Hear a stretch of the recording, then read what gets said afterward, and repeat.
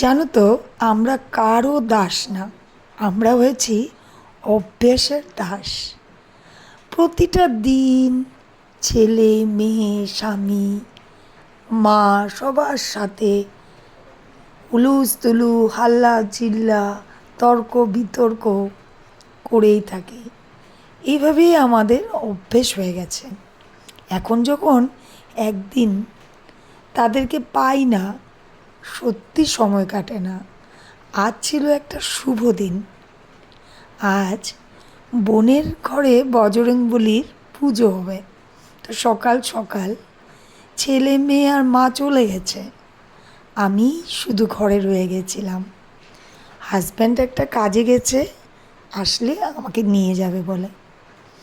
হাজব্যান্ডের কাজ হয়ে যাওয়ার পর বেলা 2টা নাগাদ আমাকে ফোন করে বলেছে, রেডি হয়ে যাও, আমরা এখন যাব। তো রেডি হয়ে চলে এসেছি বোনের ঘরে। বোনের ঘরে এসেই দেখি বাড়ির সামনেই এত পেয়ারা ধরেছে গাছটাতে, দেখে তো আমার মন ভরে গেছে। আমি আর দাঁড়াতে পারিনি, যতটুকু নাগাল পাচ্ছিলাম পেয়ারা পাড়ার চেষ্টা করছিলাম। বোনের কিন্তু নিজের বাড়িতে গাছের পেয়ারা আছে, কিন্তু পেরে খাওয়ার অভ্যেসই নেই। তাই বোনের হাজব্যান্ডের প্রচুর কমপ্লেন। যাই হোক, পুজোতে এসেছি, এসেই দেখছি সব আজ ইয়েলো কালার পরে বসে আছে, আমার মেয়ে বোন সবাই।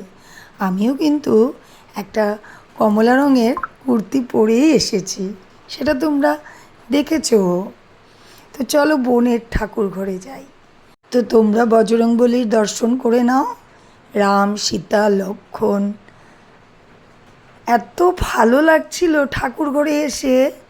রজনীগন্ধা ফুলের গন্ধে ঠাকুর ঘরটা মৌ মৌ করছিল, যেন ভগবান স্বর্গ থেকে এখানেই বসে আছেন।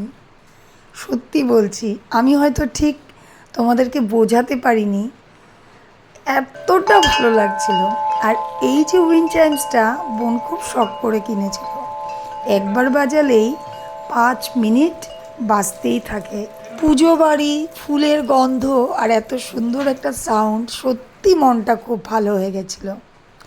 বোন প্রসাদ দিয়েছিল, তোমাদেরকে কি করে বোঝাবো, প্রসাদটা এতটাই অমৃত ছিল। আর যখনই প্রসাদ খেতে অমৃত লাগে, তখনই মনে হয় সত্যিই ভগবান সুদৃষ্টি দিয়েছিলেন। আমি এখানে এসেও ওই আমার বন্ধুদেরকে নিয়ে বসে পড়েছি। আমার মনে হচ্ছিল এই গাছটার একটু মাটিটা ঠিক করে দেওয়া উচিত, তাই করছিলাম। খুব ভালোবাসি এইসব করতে। তো দেখতে না দেখতেই সন্ধ্যায় হয়ে গেল, বোন বসিয়েছে চা, আর আমরা সবাই মিলে এখানেও একটি বজরংবলীর গানই দেখছিলাম, শুনছিলাম আর কি। আর বাইরে হচ্ছিল বৃষ্টি, পুরো পরিবার একসাথে, এতটা ভালো লাগছিল। এক কথায় আজকের দিনটা দারুণ উপভোগ করেছি। তোমাদের কেমন লাগলো জানাতে ভুল করো না। সবাই খুব ভালো থেকো।